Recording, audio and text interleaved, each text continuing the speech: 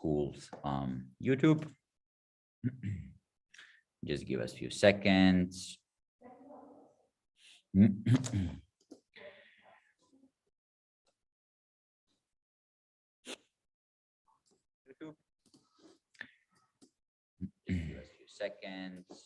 Make sure that you, all the people who are not debating in this room and are all only observing, that you are constantly muted, not to interrupt this debate. So once again, please make everybody who is participating in this room and is not debating, that you are constantly muted, that you don't interrupt this debate, that you don't write in chat, and so on. Okay, so I am glad we are now live on GEM's Modern Academy from Dubai, and that we will start with the semifinal number 1 of Modern World Debates and Quiz 2022. In the semifinal number 1, we have Dubai College on proposition, and we have Wasted Academic Potential team on the opposition. As judges, we have 3 respective international judges: Claudia, we have Katerina, and we have Rea. We congratulate both of the teams for proceeding to this stage of the competition. We thank the judges for being willing to share their time and energy to judge this semi-final debate. The topic, the motion in front of the House is: this House would introduce youth quotas for national parliaments. Without any further ado, I would like now to give the floor to debaters, and most obviously to the chair of this debate, Claudia, who is going to moderate the debate. Once again, all the observers who are not participating in the debate, make sure you do not interrupt the session. I kindly ask all the debaters, if possible, to have their cameras on so that it will be easier to follow your debate. If that's not possible, of course, we do understand. And now the floor is yours. The semifinals might start. Good luck.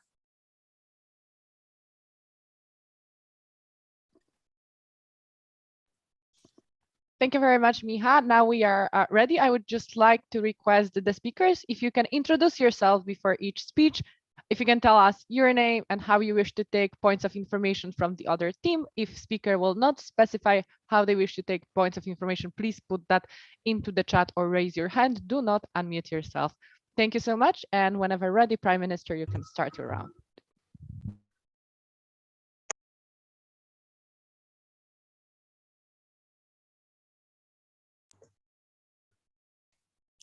All right. Hi, my name is Parth, and I'll be taking POIs verbally, if possible. Thank you. And I'm beginning in 3, 2, 1. We live in a world, ladies and gentlemen, where everybody's views are valued, or at least they should be.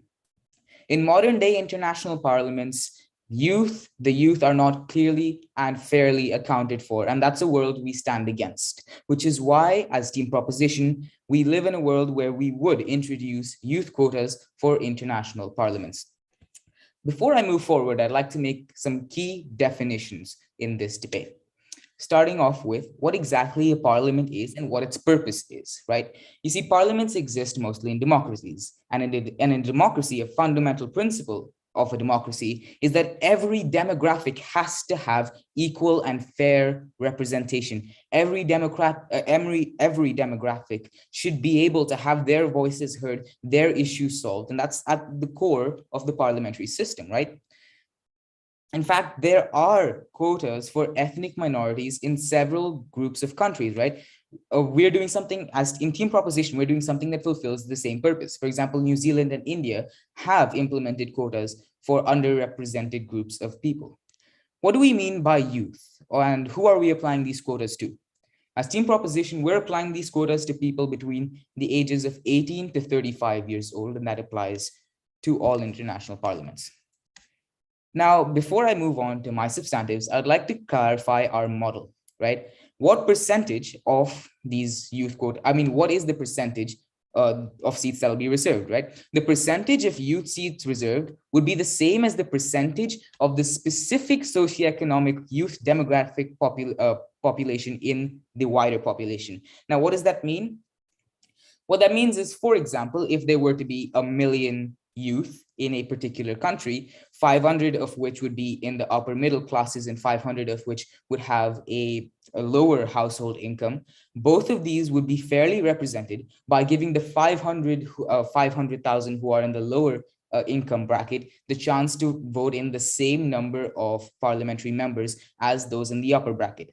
This deals with any argument that team opposition might bring up about inequality in the youth demographic and sticks with our ideology that everyone has the chance to have their voice heard.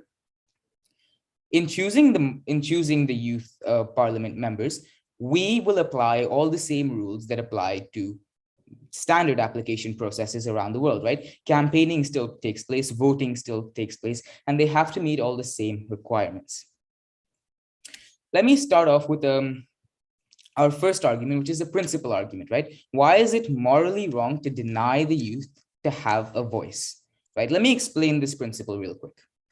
1A, parliaments are mostly a democratic concept, as I've just explained to you, which is based upon the fact that everyone has an equally important voice.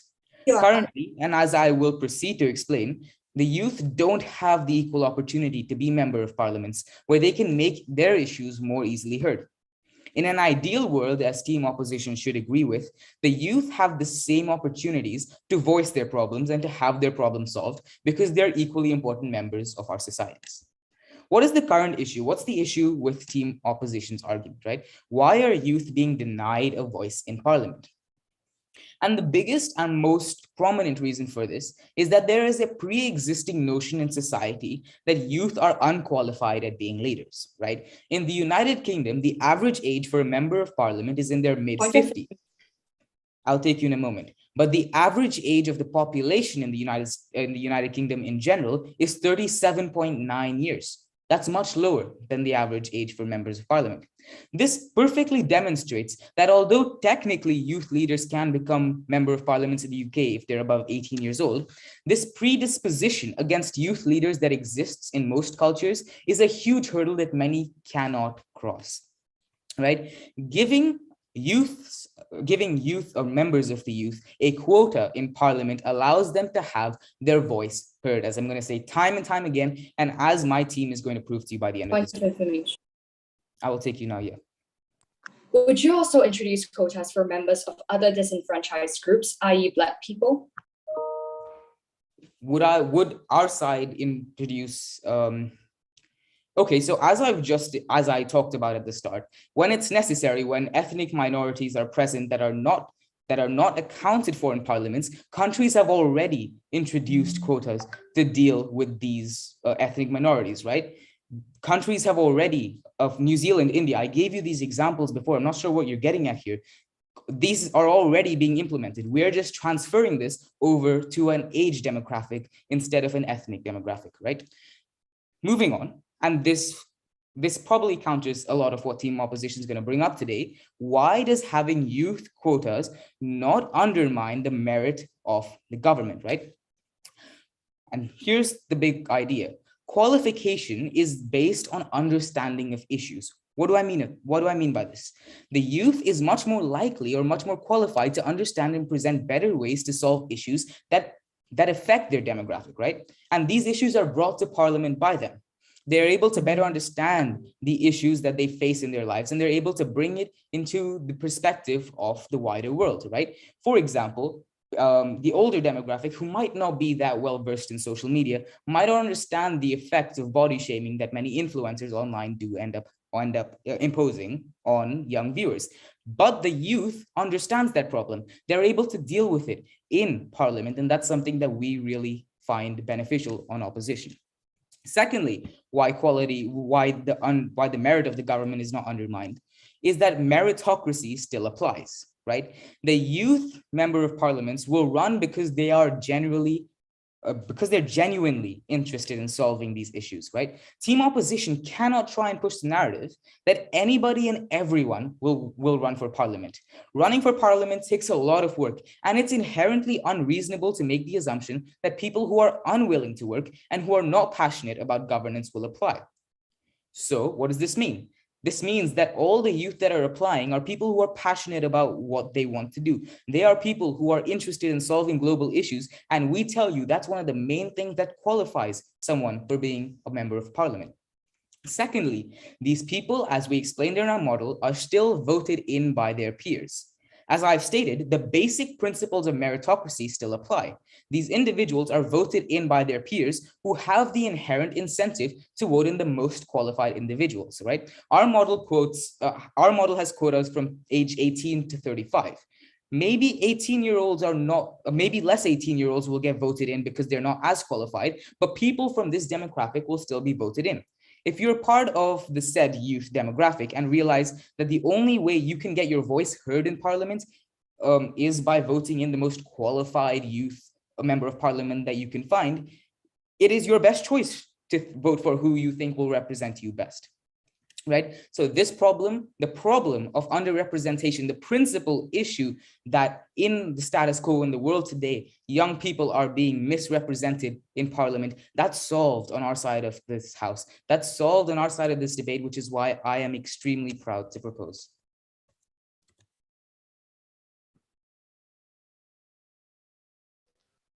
I would like to thank the Prime Minister for that very fine speech, and I'm happy to call the leader of the opposition to continue the round.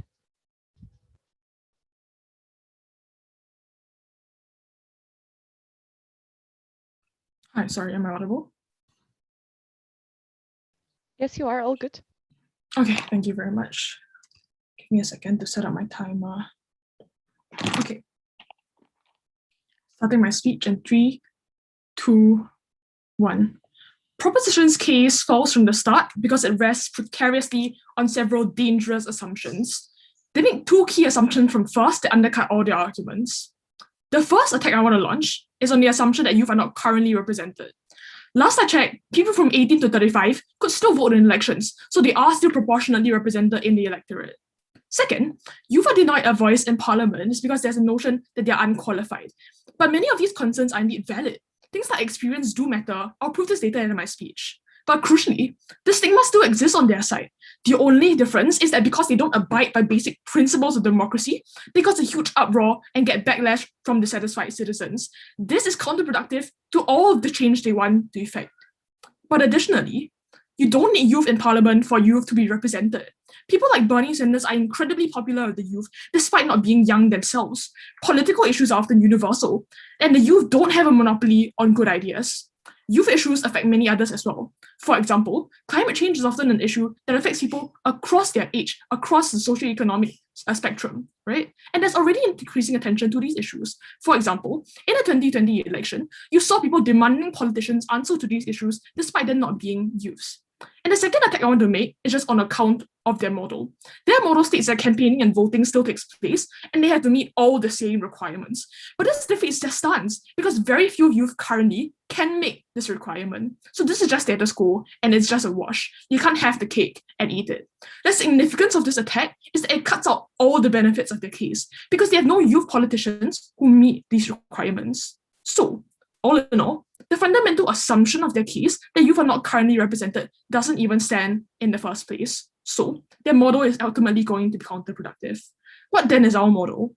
The world we envision is one in which change happens organically.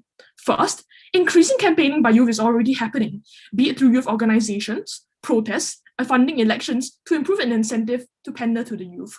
On our side, we think we want to see this happening into the future. Second, we want to uphold key democratic principles of equal representation, and we want to maintain the status quo of parliament where people get in based on the number of votes they have, not based on what age they are. I'm going to give you two arguments. Firstly, on the right to fair representation. Secondly, on how their side is actually counterproductive to youth representation. And my third speaker will tell you about how the opportunity cost is unjustified. On to my first argument, on why people have a right to fair representation. Premise: that people's right to choose who represents them should be upheld in all instances because it is the cornerstone of democracy. You as a citizen vote with the expectations that what you believe in will be upheld by the results. Secondly, states have a monopoly of power. For example, we give out a lot of our rights, like the right to defend ourselves, to them. The only way we retain these rights is if we are given a vote at the ballot box to decide what happens. But furthermore, I think no one should attempt to play God and decide for people which issues should be considered important. Sure, climate change may have a big impact on the youth, but if the homeless want pressing issues of homelessness and poverty to be solved more, I think that's a valid choice that should be upheld in the vote. There's no reason why issues like climate change should be given disproportionate priority over other pressing ones like poverty and childcare, and their policy itself compromises other vulnerable groups unfairly. We support democracy because we value each and every single person's opinions, regardless of who they are.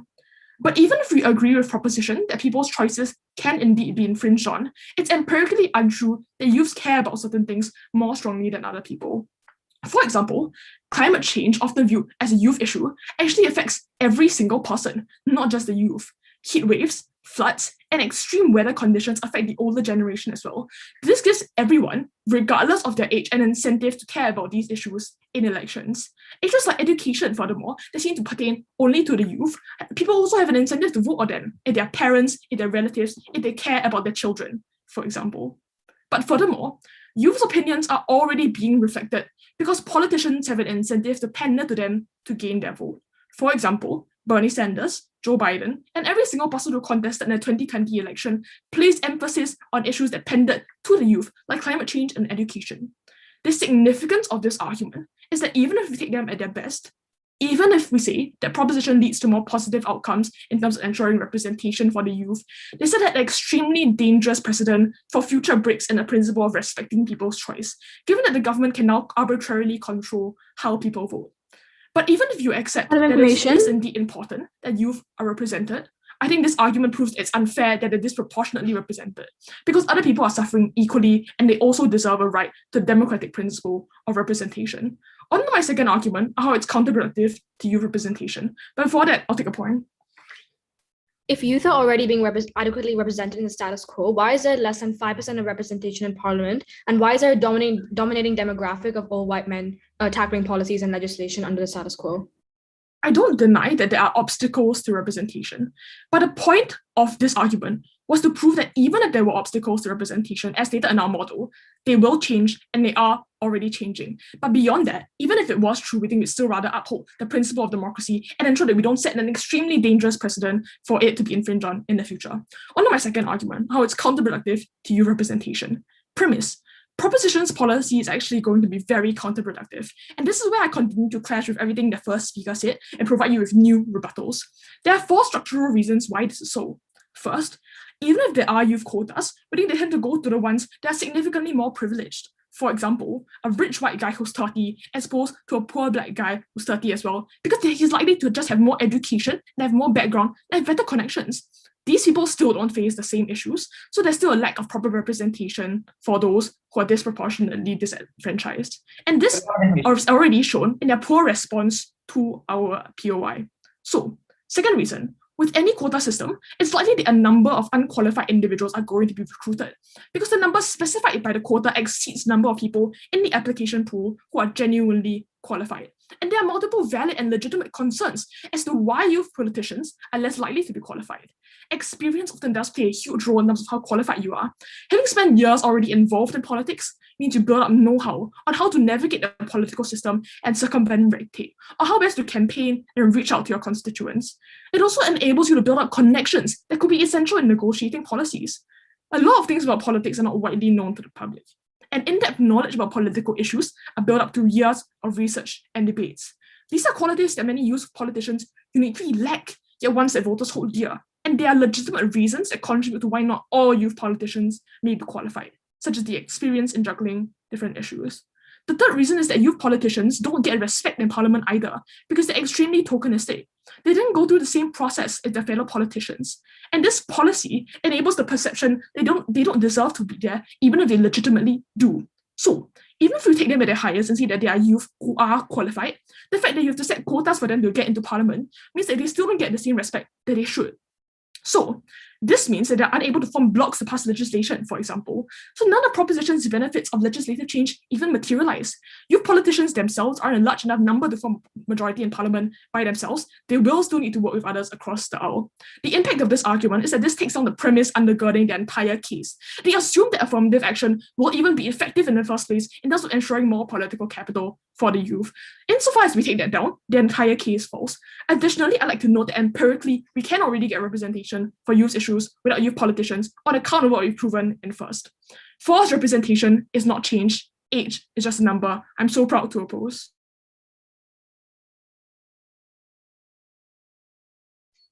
Thank you very much for that speech, and we are happy to call Deputy Prime Minister to continue the case for the proposition team. Yeah, can I just have like 20 seconds?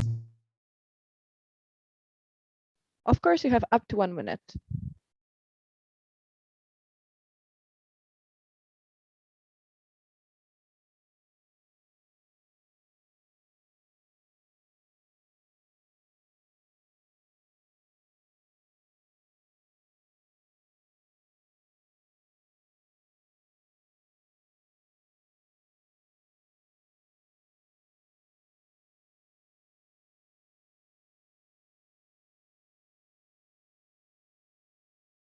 Okay, I'm gonna start now.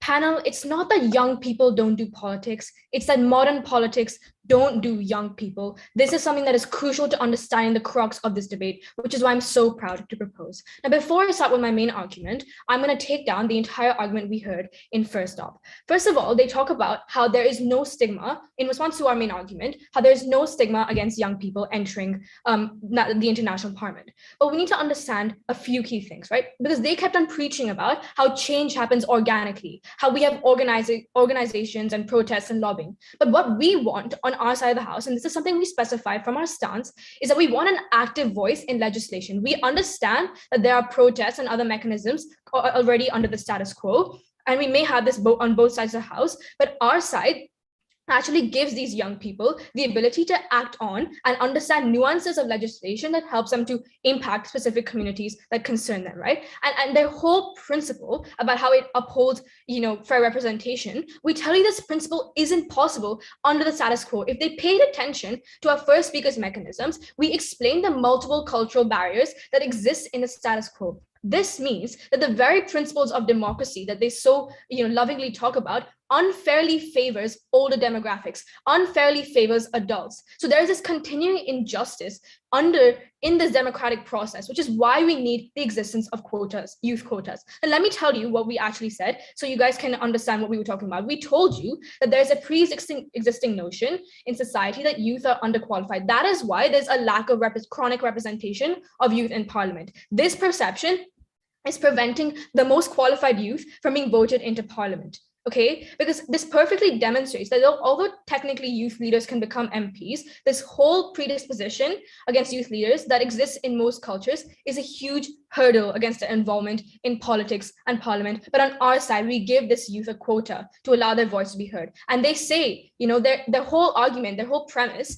is that, look, we still allow people, over the age of 18 to be voted in. But they give no engagement as to how their side gets rid of these important cultural barriers that prevent the democratic process from occurring, okay? But on the comparative, we see that this principle of democracy is not as important as getting informed policy. And we think that having tokenism, even if we take them at their best case scenario and assume that this is a form of tokenism, we say that it still creates this public acknowledgement of equal value. It would signal to society that young people and their contribution is valued and that they're considered with equal respect. So both adults and youth will be more inclined to participate and engage with each other on public policy. And let me move on to my main constructive on how we get better deliberation on global issues on our side of the house and only our side of the house. Let me put some background information. Issues concerning youth disproportionately affect them. What does that mean? Well, as my first speaker proved to you, there's an overrepresentation of a certain demographic under the status quo in international parliaments. The issue is so bad that we can actually generalize what this demographic looks like. Most of the parliament is made up of Caucasian older men. Although they may choose to deliberate on youth issues, like your first speaker gave me many examples of climate change, we say that this fundamentally won't be effective.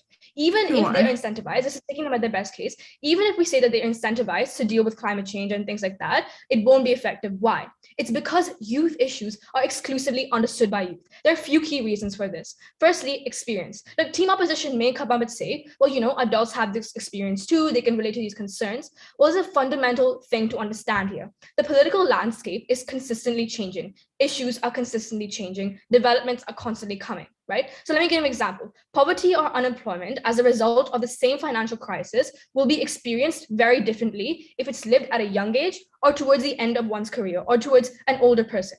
For young people, youth unemployment and poverty can lead to, for example, different issues. It can lead to forced dependency on one's parents, including for accommodation and income. And for old people, it can mean, you know, they just have to find another job. So the point is that different issues affect the youth demographic differently. So we don't care if they come up and tell us that older people can give like deliberation on these issues. They simply won't be able to replicate the experiences that these youth have to go on. Before I move on, I'll take a POI.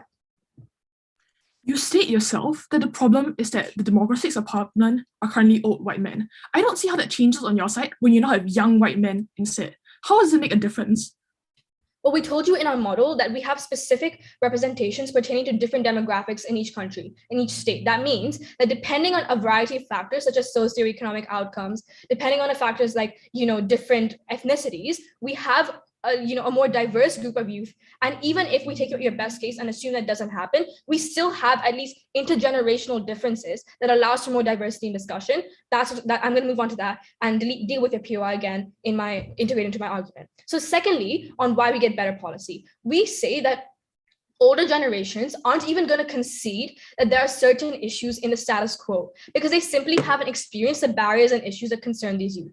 We see this when the older generation actually, I think I'm disproving your first speaker's entire example, actually refuses to acknowledge the pervasiveness of the climate crisis. This is something that we consistently see being debated in the US Congress, but still many older politicians refuse to accept even the existence of climate change. And this is an issue that is directly going to affect the future of their youth and how they live life. And these youth feel much more passionate about these issues comparatively to older generations. And what does that mean? It means older generations focus on other priorities because they're probably not going to be like alive by the time the negative effects of climate come into play. But young people are the main stakeholders, like everyone else. They're the ones that have a higher stake in certain policies compared to older people. And so they would be facing a comparatively higher share of the long-term negative consequences of political short-termism by the older generations. So by having youth quotas, we're increasing the long-term legitimacy of parliaments as a whole by improving the inclusion of their voice, by improving the outcomes of these policies. And thirdly, on intergenerational diversity of discussion. So we're saying that we don't care, like even if we take your best and assume that the people who come in are still, these young people who are going to come in are still going to be, white men. We say that intergenerational diversity is another key thing that these, young white men would bring, because it can play a very positive role in the actual transmission of knowledge and the development of original and innovating problem-solving mechanisms. Innovation, originality, all because we're getting these different points of view. So no matter if they're the same, ethnicity, they're different ages. This is the same principle why democracies actually thrive. It is political discourse and discussion that reaps innovative solutions. So if the collaboration between young and old promotes innovation and efficiency, then the absence of young people in parliaments risks undermining the quality of parliamentary discussion compared to what they could be. That is something that we simply cannot risk on team proposition. Therefore, we say on our side, we crucially reduce the chances of worse policy and the misrepresentations of youth, because there's a very important risk that occurs here. And that means like debates and discussion will be driven by one point of view, one singular point of view, if it's conducted solely within the same age group, within the same ethnicity, in exclusion of others. So because of these misrepresentations that occur on team opposition side of the house, when issues emerge that have a core relevance for young people, they're often tackled from different points of view, like we know what's best for you perspective. But on our side, we give and publicly acknowledge that young people are political equals and are capable political actors under the status quo, which is why I'm so proud to propose.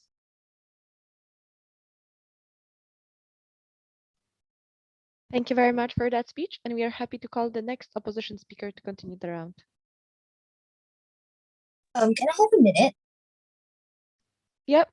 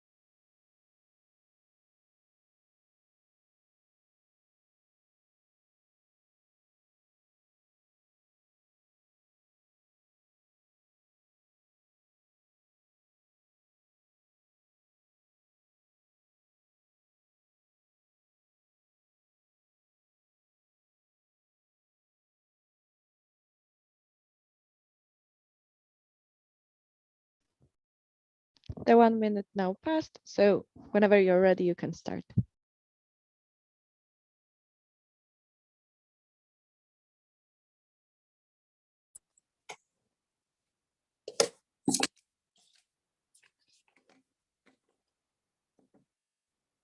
I'm going to group my responses under two clashes. One, on whether youths have the ability to sufficiently represent everyone in Parliament, and this assumes that the principle is true. And two, on incentive, where I deal with their principle as well as incentive for other politicians from other demographics to represent the youth.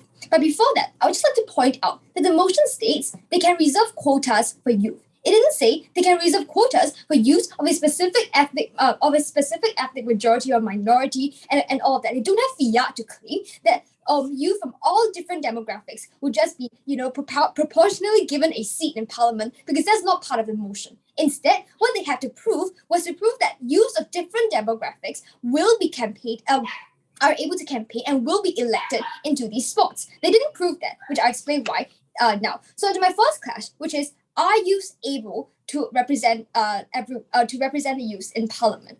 Under this, they told us that they are actually able to represent people because currently they're not voted in because of the notion that they're unqualified. My first speaker told you that notion that they're unqualified isn't as illegitimate as they claim, because that is true. We gave you three reasons for why youths were possibly unqualified to be able to represent everyone in Parliament. One, experience. We know that experience does matter because, and it's not experience in like issues, it's more experience in politics, about how to juggle perspectives from different stakeholders, about how to deal with debates, about how to deal with parliamentary deadlocks, about connections, about how to convince other politicians to agree with you and side with you on a deal so that you can potentially benefit them back again in the future. All of these negotiating skills, debating skills, and like charisma, and even they're all developed through experience. We think that this already happens in status quo. It's not through just putting youths out there and like hoping that they're not going to screw the country over while allowing them to learn how to do politics. It's about youth shadowing politicians. This already happens. Parties have a natural incentive to recruit members or to recruit younger members already so that their party can continue even after these old politicians retire.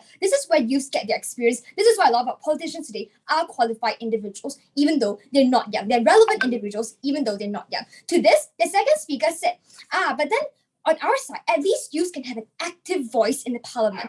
One, I'm not sure how youth having a voice is exclusive because of other avenues like social media. Greta Thunberg has a very loud voice and very loud outreach, but you don't see her in the parliament of a country. You don't see her on the board of directors of the UN or like the directors of the UN, etc. You don't need to be in parliament to have a voice because that's the entire point of. No, thank you. The second thing is that, sure, maybe you have an active voice, but if society is so against youth, as proposition tries to characterize, then at the point at which you allow youth to go into parliament and like just telling them, nah, your concerns don't matter, youths are actually pretty good, then that probably means that you create a lot of public backlash. I'll explain about this in my substantive, but what this means for their rebuttal of active role or their benefit of active role is that it occurs at the expense of the societal support for youth as a whole. So even if they're an active voice in parliament, it means they probably can't pass policies because they lack the support of the public and therefore the rest of the politicians. Therefore, the impact that youth will have in parliament will be at best incredibly minimal. The second thing that they say is that in terms of ability, is that but youth have unique experience of issues, right? But okay, my first speaker already told you that is not true because big issues, they impact people universally. For instance, education. Parents care about education as much as youth does, and parents, and like all of them already have a vote. And then the second speaker say, no, but it's actually different. Like look at economic crises. So a poor person might be without money and they might not be able to afford rent. But then say a youth, they might be forced to be more dependent on their parents. Sure, there will be different problems, but the cause of the problem is still the same. And therefore, the way to resolve it is still the same. The cause of the problem is economic crisis. The way to resolve it is alleviate the burden of this crisis on everyone on the ground. This is like providing more welfare packages. This is something that everyone can relate to. Therefore, their example doesn't stand.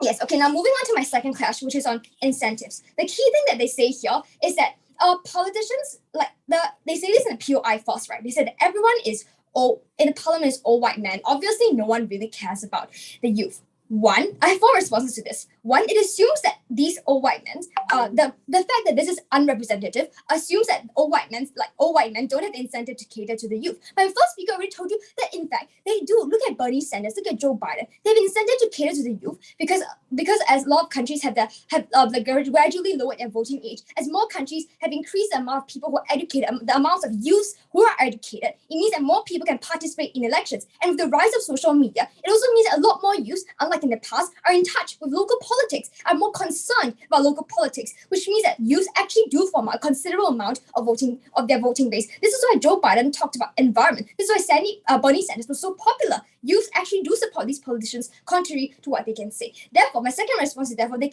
do have the ability, as explained earlier, but they also the incentive because they want to get into power.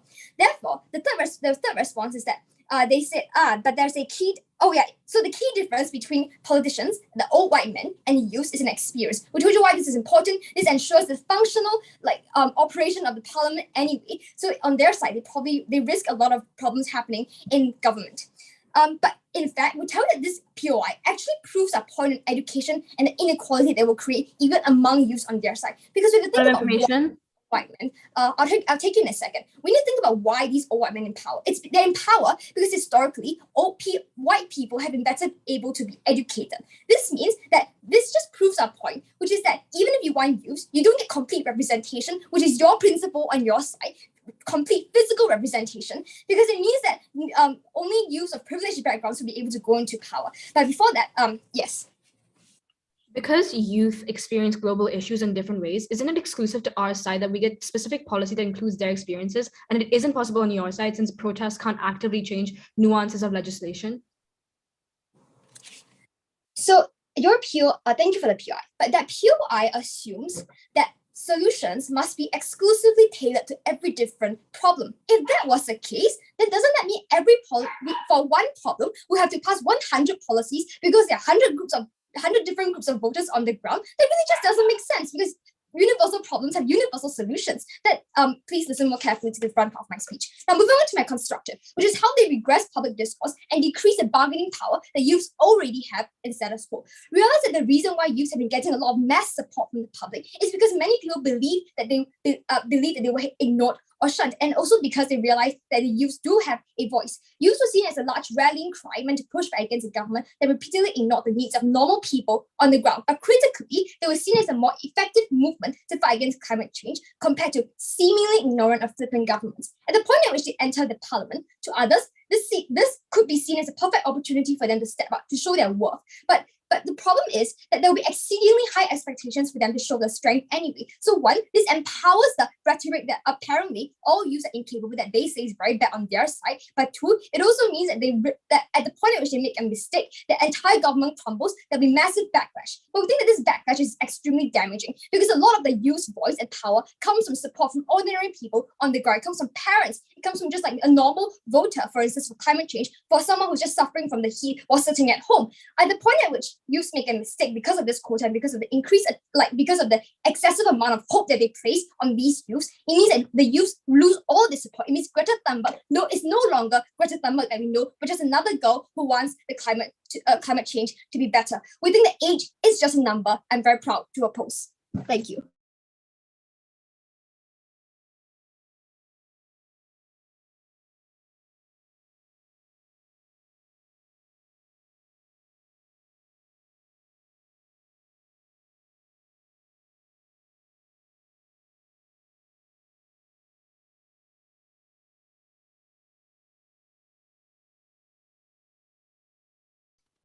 Thank you very much for that speech. And after 1 minute remark, we are happy to invite the next speaker from the proposition side.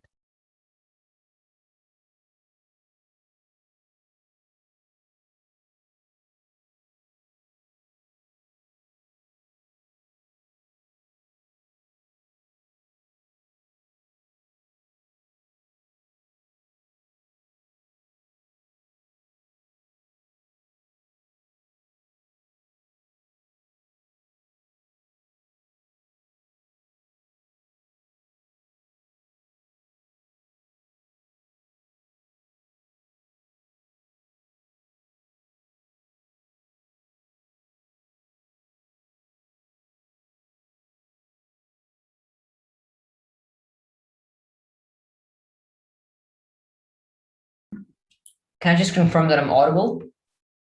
Yes, loud and clear, all good. Okay, cool. I'll just set my timer quickly and I'll begin.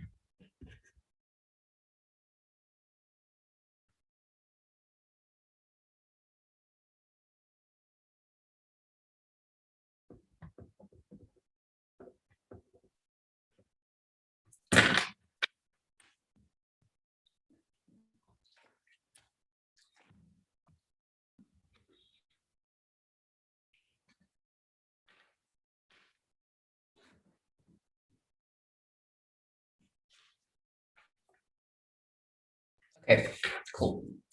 We'll start in 3, 2.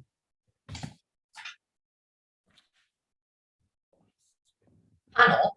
When we see Nadeem Zahawi in the UK making decisions like ensuring GCSE exams and A-level exams go ahead for sure, that is a perfect example of the inefficacy of democracy when we do not take into consideration when we do not take into consideration the opinions of the youth. GCSE exams should not have gone ahead. The youth was severely disadvantaged because of COVID-19, right? But listen, because of the fact that they weren't given a sufficient voice, because of the fact that there was barely any youth in the parliament, the problem continued. They made a bad decision in the parliament. I'm going to talk about 3 main broad themes in this debate. On theme 1, I'm going to briefly address whether we get better deliberation of global issues on proposition.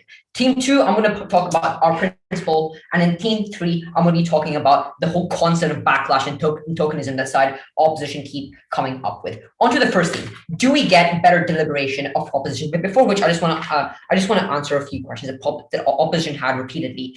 Listen, panel, we tell you that when we came up with our model, we did not want it to be deceitful. It was a realistic policy that we told you, and it was 100% relevant. So for the second speaker, let's say, of side opposition, and the first speaker to come up and talk about the fact that this model was not exactly relevant, we tell you that it is 100% relevant because we showed you exactly how this policy would look like in the status quo. We showed you exactly how we can have mechanisms as well with this policy that prevent issues that you spoke about. So technically, panel, to a great degree, our model has mitigated, as we told you in our first speech and in our second speech, most all of their claims about severe inequality. But listen, let's go on to the first theme quickly. Do we get better deliberation of on-side proposition, right? We told you in our first speech so many problems. We told you that problems such as short-termism are prevented on-side proposition. We told you that we get different opinions and solutions of problems, right? But listen, in our second speech, we also told you more about political engagement because you get more representation of groups, right? Their primary claim and rebuttal to this is that we are more counterproductive, right? We told you there are mechanisms that already solve this problem. But listen, panel, the main reason why they say we're counterproductive is simply because of experience. And this is exactly where both sides of the house clash in this theme. There's this whole notion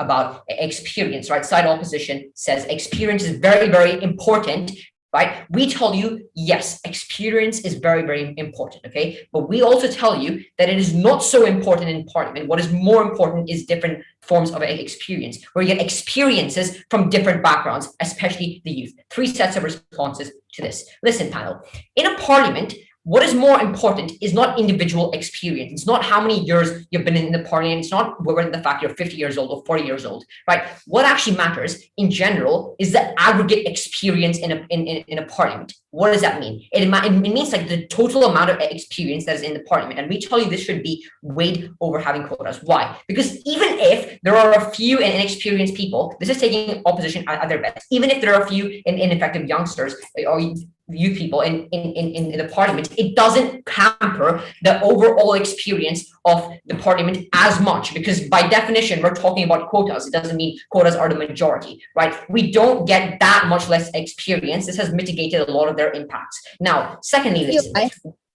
No, thank you. We tell you that experience is not exactly very exclusive. Why? Because experience on our side of the house is present, but it pertains to issues that exclusively affect the youth as well. But why, panel, is this? Now, here's the main comparative, right? Why is it so important to have different experiences on our side of the house rather than having just a bit more experience? I want to answer this actually with this very simple toy experiment, okay? Simple toy experiment in a parliament. Let's say there are like 100 people in a parliament, right?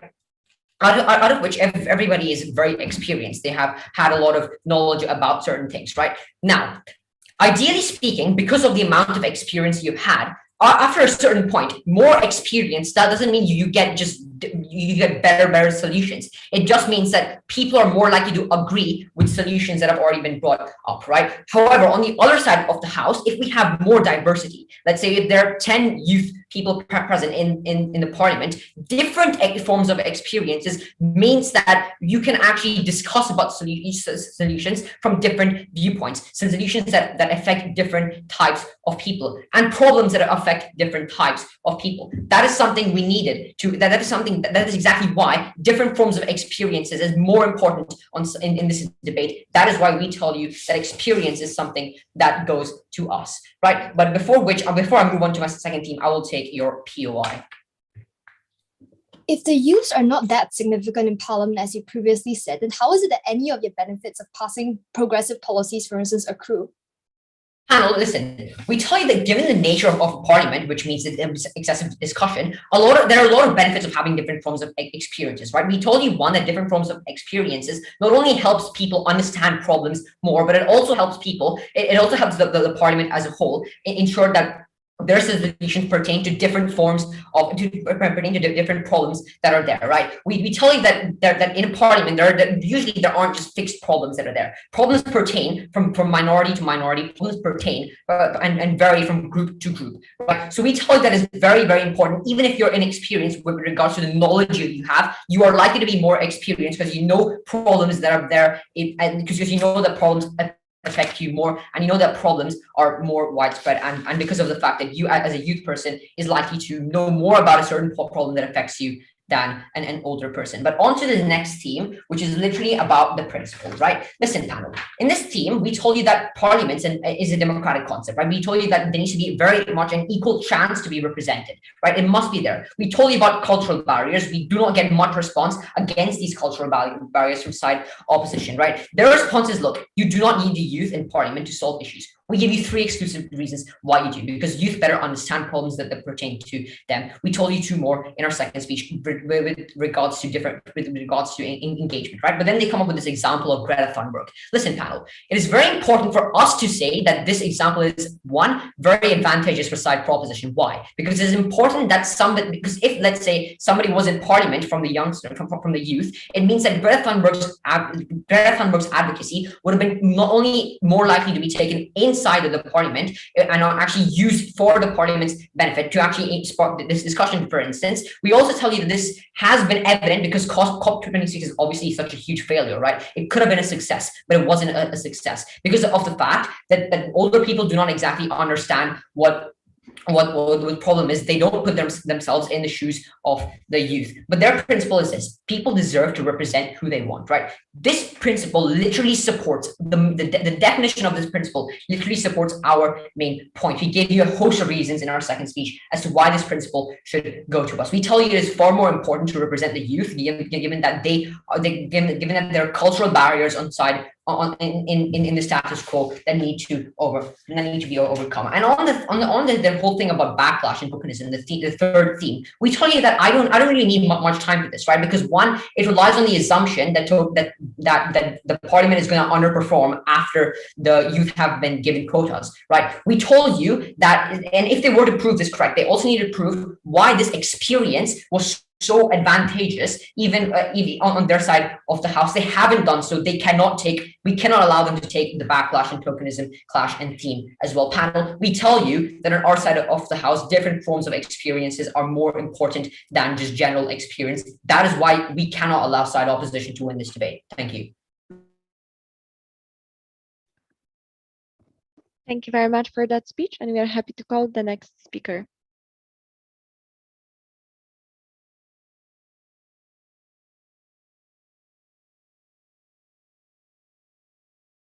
Sorry, just give me a second to set up my tab. No worries, the time will start on your first word.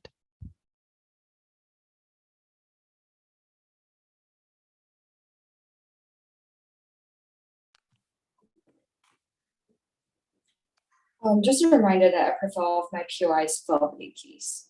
Thank you. Before I begin my speech, I just want to do a few quick points of housekeeping.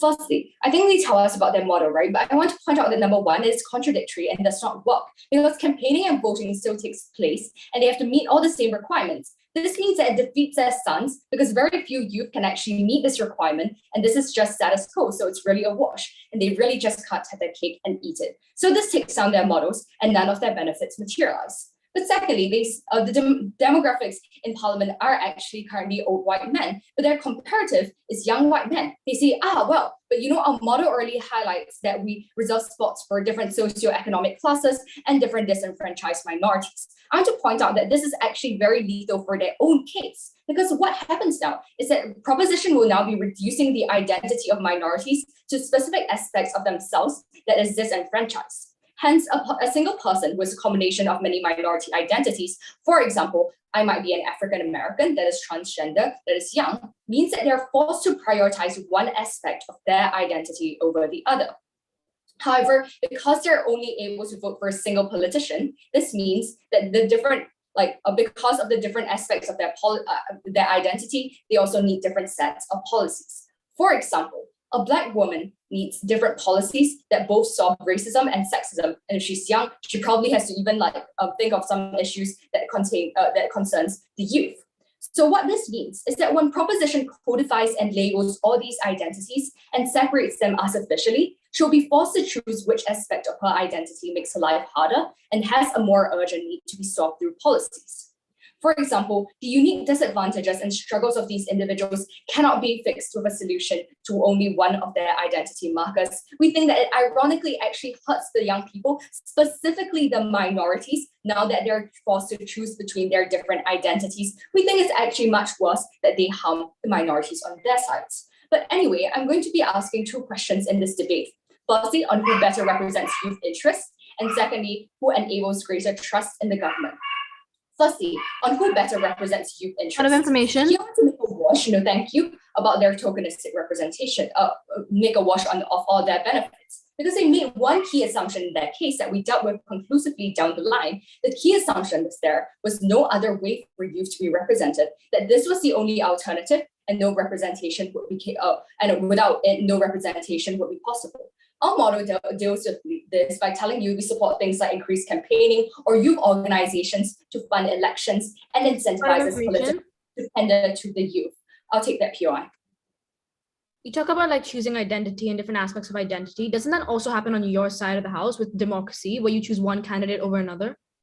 Okay, look, it doesn't happen on our side because we don't label the quotas. On your side, you're going to be labeling the quotas saying these are youth quotas. Whereas on our side, you just run as like a human being. You don't run as a quota. You don't run under a specific label. That is why the problem is exclusive to your side. But moving on, right, we're going to talk about why this assumption is actually incredibly lethal to that case. Because insofar as we believe that there's no other way for the youth to be represented than to be in parliament, insofar as I take down the fact that youth actually get really tokenistic representation in parliament, they lose out on all of their benefits.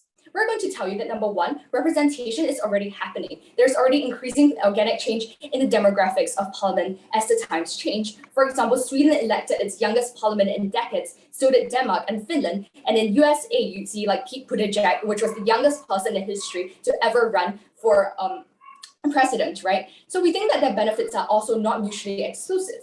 They told us on their side that they have more deliberation, more opinions. On our side, we already get to do this with discussion. For example, through social media campaigns such as Fridays for the Future, we get strikes happening all over the world with thousands of people holding posters and urging stronger climate action. I will also further like to extend by showing that not only do we get deliberation, but we also get it better because this healthy opinion exchange on social media, etc., occurs because of the absence of government measures. At a point at which, on their side, if you have a tokenistic measure, people will assume it's enough and won't want to continue on with these measures of pushing on to change because they think that something is already being done by the government. Now I'm going to explain why this is a wash on both sides, right? Why is it much worse on their side, and why are youths going to be tokenistically represented? We told you in the arena and down the bench that youths will now be seen as incapable. They're going to be seen as stealing a spot in parliament. He never proved to us why youths will be able to pass policies, because which means that insofar as I'm able to prove to you that youths can't, then their benefits are narrowed down to by virtue of being in parliament, at least they get their voice heard. We're even going to prove why that even doesn't stand. The impact of this, of what Alina told you about youths being seen as incapable, means that youths are unable to form blocs to pass legislation, so none of PROP's benefits of legislative change materialize. Notice that they have no fiat to say that the youths are going to be the majority, and therefore they have enough of a support to actually pass policies just using the youth bloc. Because number one, that is an direct rig to democracy. You can't just rig people's votes like that. And secondly, because they said it in their own policy, it's going to be proportionate to the population of youths. We live in an aging society, which means that there's automatically going to be less youth than people who are older. What does this mean? Because at a point in which Parliament sees all of these youths elected in by a quota as stealing a spot in Parliament and incapable, they're likely to be very hostile against these youths. And because they're not youth politicians aren't large enough a number to form a majority in Parliament by themselves, they will still need to work with others across the aisle. This means that the other people, like the older people, are more likely to block the youth policies. Because what's going to happen is that there's going to be a lot of hostility in Parliament, and they're going to block their policies, which means that the youth don't actually get any of their policies passed. They don't actually get their voices represented in actual legislative change. What happens now is that we take down all of their case and we leave it and strip it down to only one benefit, which is that by virtue of being there, at least you get their voices heard. And this is an implicit assumption that I'm actually helping them make the link for. We tell you that we still do this better because the hostility also means that the average voter and the people on the ground is less likely to listen to youths in Parliament. So not only do they not pass policies, their voices are also ignored because it's seen as a direct rig against democracy. It is seen as a disrespect against the vote of the people on the ground. They're less likely to listen to youths because they think they're even more incapable and need to rely on a quota to even get into Parliament. The importance of winning this clash is that we take down the biggest arguments about, but youths have great voices and they're not being represented in Parliament, because we say that it's still not going to be represented in Parliament. Anyway, not only is it not going to be represented in Parliament, we think that people generally don't care about youth issues anymore. That is a lose as a whole socially and in terms of legislation. But secondly, really quick, about who enables greater trust in the government. Firstly, let's talk about why democracy is so important, because if we look at the United States, where the Supreme Court is seen as many to be undemocratic because it's not elected by the people, there's huge pushback against it, with its credibility often being challenged, especially with the trend of Republican presidents like Donald Trump electing justices that align with their interests.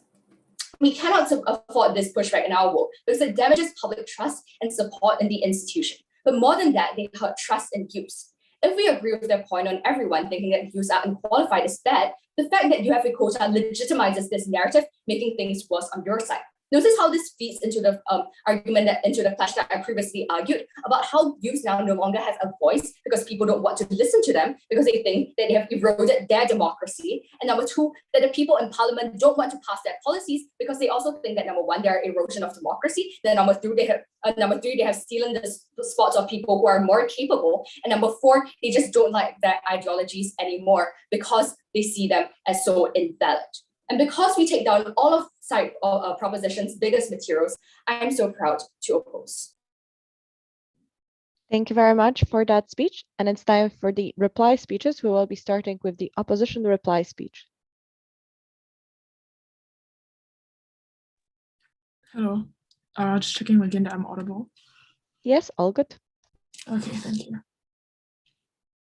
starting my speech in 3, 2, 1.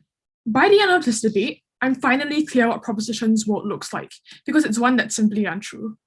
The first devastating strategic mistake they made was on account of their model. First, it was unfeasible.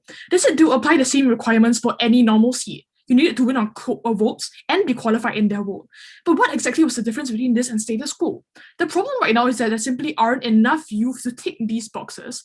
But even if it was true, we told you this model actually damaged the reputation of those who are actually qualified.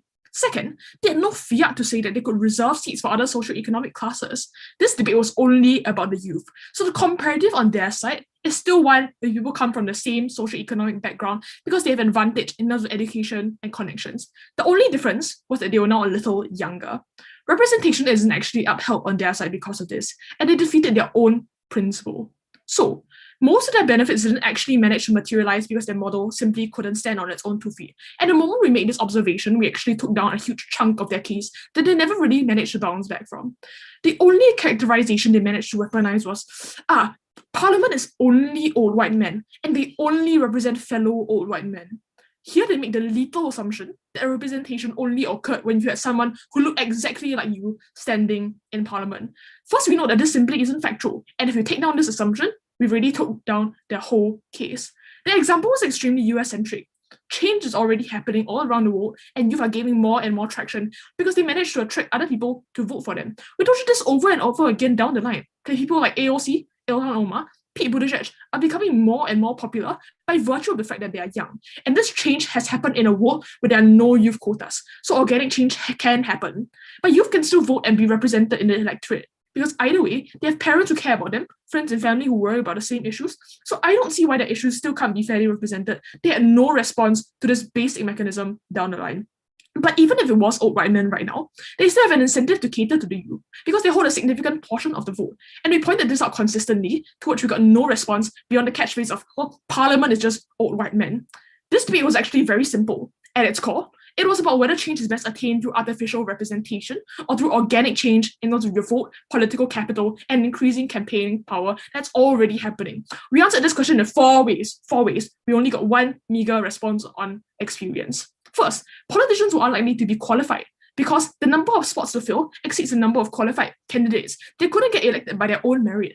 That's why this debate is happening. They had to justify the trade-off, but they couldn't. They say, well, personal experience from different backgrounds help. Sure, they give you new perspectives, but we told you that you couldn't even push this perspectives, so they couldn't justify that trade-off. Second, organic change doesn't incur huge backlash from the public. It means those who get elected into office actually have the trust and mandate of their constituents. Third, this policy results in a loss of political capital.